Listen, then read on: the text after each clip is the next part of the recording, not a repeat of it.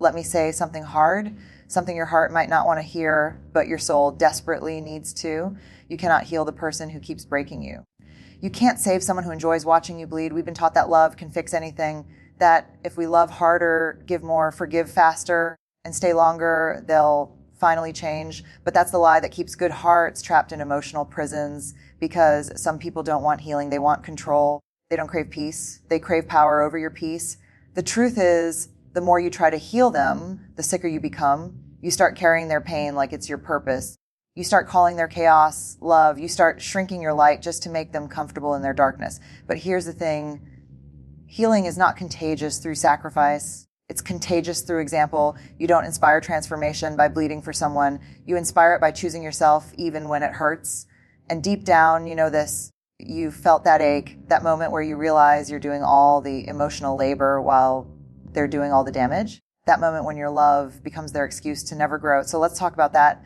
Let's talk about why we stay, why we break for people who never apologize, why we confuse suffering with devotion, because healing doesn't come from fixing them. It comes from freeing you. Today, I want you to remember walking away isn't failure, it's faith. Faith in the idea that you deserve to be loved in a way that doesn't hurt. It starts innocently enough. You see someone hurting and your heart flares with empathy. You think, if I just try harder, if I just love deeper, maybe I can fix this. And at first, it feels noble, like courage, like devotion, like heroism. But then the cycle begins. You give and they take, you forgive and they repeat, you bend and they break, you sacrifice. And this isn't love. This is emotional exhaustion dressed up as loyalty. It's a masquerade of devotion where the mask is your own pain. And the tragedy is the more you try to heal them, the more they rely on your suffering. You see, people who hurt others often thrive on the energy of someone willing to sacrifice themselves for their growth. They don't crave insight. They crave attention. They don't seek change. They seek someone who will tolerate the chaos. And every time you step into the cycle, you reinforce their behavior. You validate the idea that their actions are acceptable because you're bending over backwards to compensate for the damage they cause. You're offering healing without reciprocity, love without boundaries, understanding without accountability. And yet it's not entirely their fault. They are who they are. The fault isn't in their inability to change. The fault lies in our belief that our effort alone can instill transformation in someone who isn't ready. Here's the hard truth. You cannot force someone to grow. You cannot rescue someone from their darkness by dimming your own light. You cannot rewrite their story by erasing your own. So why do we keep trying? Because we confuse love with responsibility. We confuse empathy with obligation. We confuse hope with duty. And in that confusion, we lose ourselves. The moment you realize that your healing, your growth, your peace, these are not dependent on them, you start to break free. Healing doesn't come from saving someone else. It comes from choosing yourself. We tell ourselves that love can fix anything, that if we just love harder, speak softer, forgive faster, and endure longer, they will change. We believe in the myth of love as a cure-all, and in that myth, we lose ourselves. But here's the truth. Your love is not medicine for someone who thrives on your suffering. You cannot heal someone who refuses to look at their own darkness. You cannot be their antidote if they are addicted to pain. And you cannot save someone whose heart is closed, whose conscience is selective, whose empathy is absent. This is the bitter pill. The love you offer, no matter how pure, cannot overwrite their choices. It cannot erase their cruelty, their manipulations, their emotional negligence. Love only works when it's reciprocal, when it's grounded in respect, when it honors boundaries. And if they reject those boundaries, your love becomes fuel for the very fire you hope to extinguish. The moment you realize your love isn't the cure, it's a liberation. It's a chance to stop pouring yourself into someone incapable of gratitude, insight, or growth. Because every tear you shed, every apology you swallow, every compromise you make in hopes of changing them, it diminishes you, it chips away at your essence. You don't stop loving them because you are cruel or selfish. You stop loving them in the way that diminishes you. You stop sacrificing your peace for the illusion of healing. You stop trying to mend someone who refuses to be mended. Your love should build bridges, not reinforce cages. Your compassion should empower, not enable, and your boundaries should create safety, not serve as doormats. This is where the courage comes in, the kind of courage that doesn't apologize for walking away, the kind of courage that says, I will honor my heart even if you cannot honor it. Because when you stop believing your love can fix them, you finally start to believe your love can fix you. Every time you try to heal someone who isn't ready, or worse, someone who thrives on your pain, you pay a price, and it's not always obvious at first.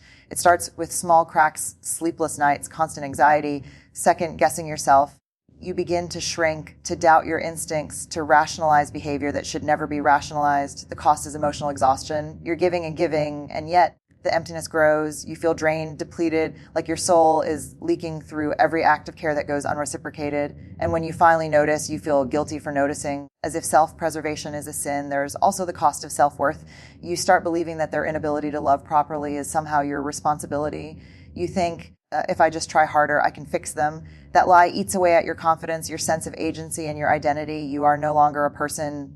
You become a caretaker, a fixer, a shield for someone else's mistakes. And then comes the cost of time. Precious years spent bending, excusing, and sacrificing are years you could have spent growing yourself, cultivating relationships that honor your heart, building a life that reflects your values instead of someone else's dysfunction. The heartbreak is real. The despair is real. The trauma is real, because when you invest your love in someone unwilling to change, the wound is not just theirs, it's yours, and it compounds layer upon layer until you barely recognize the person you become. But here's the essential truth. None of this is your fault. You are not broken for trying. You are not weak for caring. You are human. You are brave. You are empathetic. And recognizing the cost is not defeat. It is awakening. Awakening to the reality that your healing, your peace, your future, these cannot be tethered to someone else's unwillingness to grow. There's a myth that walking away is selfish, that leaving someone who hurts you is weakness. But let me tell you something profound. Sometimes walking away is the most courageous, most loving act you can take, not for them, but for yourself. When you stay in the hope of changing them, you're investing your heart in a future that doesn't exist. You are gambling with your emotional safety for someone who has repeatedly shown they do not value it. Every compromise, every forgiveness, every attempt to fix them chips away at your soul. Walking away is not abandoning love. It is choosing respect for your own heart. It is a declaration that you will no longer condone behavior that diminishes you. It's understanding that love does not require self-erasure and that true connection cannot flourish where toxicity reigns. And here's the beauty of it. Leaving is not punishment for them. It's a lesson for yourself. It is you setting a boundary so firm that no one, not even the most charming manipulator, can breach it. It is you reclaiming your energy, your peace, your dignity. You will feel fear. You will feel guilt. You may even wonder if you're overacting.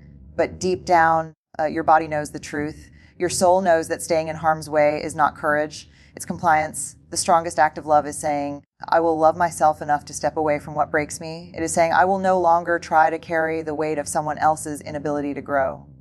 Walking away does not make you cruel. It makes you human. It makes you powerful. It makes you free. Freedom is not found in trying to heal someone else. Freedom is found in healing yourself first, in reclaiming your heart, in trusting that love that respects boundaries is the only love worth having. Many of us fall into the trap of trying to heal someone who hurts us because of codependency. It starts innocently enough, a desire to help, to nurture, to be needed.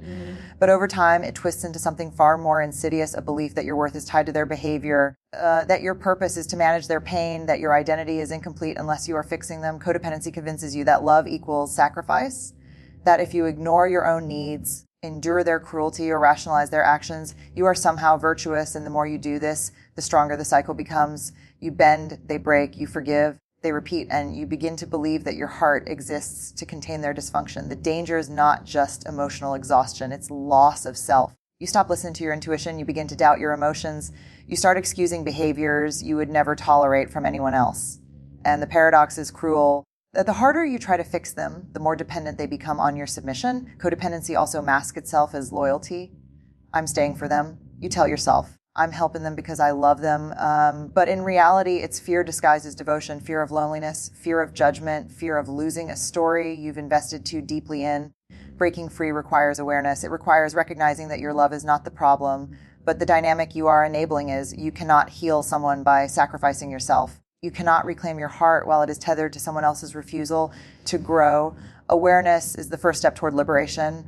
It's understanding that your compassion should empower, not enable, that your empathy should illuminate, not entangle. And that love without boundaries is not love, it's surrender. The moment you see the cycle clearly, you can choose a different path, a path where your heart is honored, your energy preserved, and your growth prioritized over someone else's unwillingness to change. One of the cruelest traps in trying to heal someone who hurts you is false hope. It whispers, they'll change. I just need to try harder. If I love enough, they'll see the light. And for a while, you cling to it like oxygen, believing that your efforts, your patience, your sacrifices will finally break through the walls they've built around themselves. But false hope is a lie wrapped in desire. It feeds on your compassion and thrives on your self-doubt. Every small promise they make, every fleeting moment of kindness becomes a thread that pulls you back into the cycle. You focus on what could be, ignoring what is. You make excuses for repeated patterns, rationalize their cruelty, and tell yourself this time it will be different.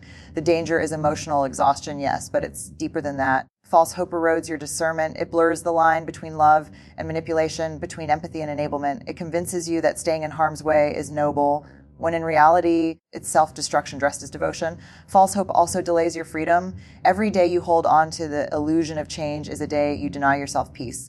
You remain tethered to a story that doesn't serve you, investing energy in someone who refuses to invest in themselves. The hard truth is this: you cannot manufacture someone's growth. You cannot force transformation with your empathy, your tears, or your loyalty. Real change comes from within them, not from your sacrifice, not from your love, not from your hope. Hope only serves you when it aligns with reality. It is healthy when it motivates growth in your life, not when it traps you in someone else's chaos. So listen closely. False hope will whisper. It will tempt you to stay, to forgive, to bend again and again. But your heart, your intuition, your very essence knows better. Freedom begins the moment you stop investing in someone who refuses to grow. Liberation begins when you replace false hope with clarity, courage, and self-respect. Boundaries are not walls to keep people out. They are lines drawn to protect your soul.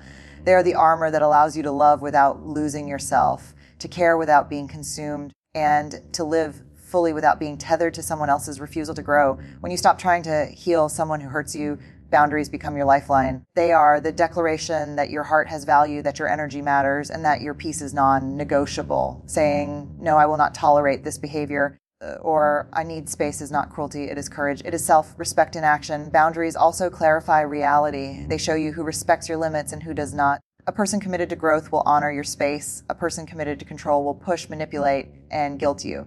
When you enforce boundaries consistently, you stop the cycle of manipulation and reclaim control over your emotional landscape. Setting boundaries is difficult. It brings fear, guilt, and sometimes even resistance from those who have relied on your compliance. But here's the truth: your discomfort in setting boundaries is temporary. The cost of ignoring them is permanent.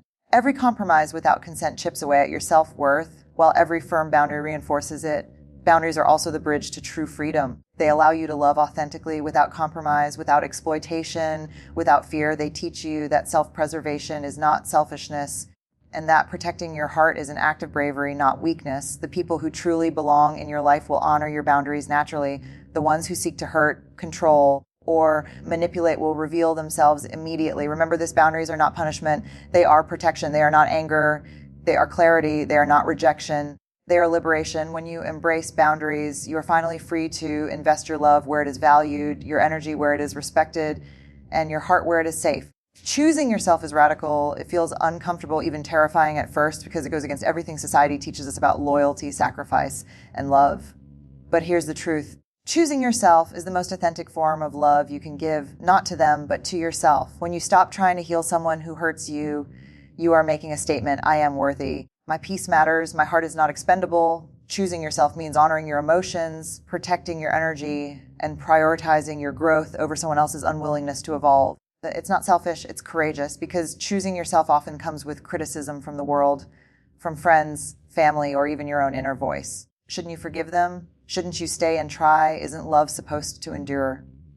But endurance is not the measure of love. Clarity is. And clarity comes from recognizing that some hearts are not meant to be fixed by anyone other than themselves. Choosing yourself also opens the door to real transformation, not theirs, but yours. When you release the illusion that you must fix someone else to feel whole, you reclaim your autonomy, your joy, and your freedom. You stop bending to accommodate someone else's dysfunction and start creating a life that reflects your values, your boundaries, and your dreams. It's an act of self-respect. It's an act of courage. It's a declaration that your heart is sacred, and you will not allow it to be a playground for someone else's neglect, cruelty, or manipulation. And here's the empowering part: when you choose yourself, you model strength, dignity, and emotional intelligence. You inspire others silently, powerfully, to honor their own hearts. You show that love does not require sacrifice of self, that empathy does not demand enabling, and that freedom is the most profound form of care. Choosing yourself is not the end of love. It is the beginning of authentic love for yourself, for others, and for life as it was meant to be lived. Here we are, the moment where the lessons converge and clarity dawns. That you've seen the truth. Trying to heal someone who hurts you does not make you noble. It diminishes you. It steals your energy, corrodes your self-worth, and keeps you tethered to someone who will never value your love as it deserves to be valued. The most powerful act you can take is to stop trying to save them and start saving yourself. Walk away, not with anger, not with bitterness, but with awareness. Walk away knowing that your heart is sacred, your peace is priceless, and your life is too valuable to be spent on someone incapable of change.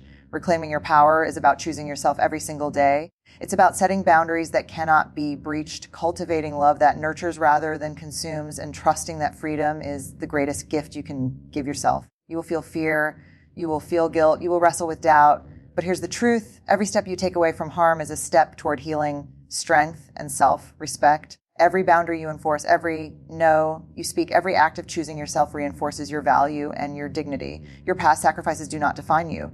Your capacity to love does not make you weak. Your empathy does not require self-erasure. The only person responsible for your healing, your peace, and your joy is you. So stand tall, stand firm, stand unapologetically for yourself. Love, yes, but love in a way that honors your heart.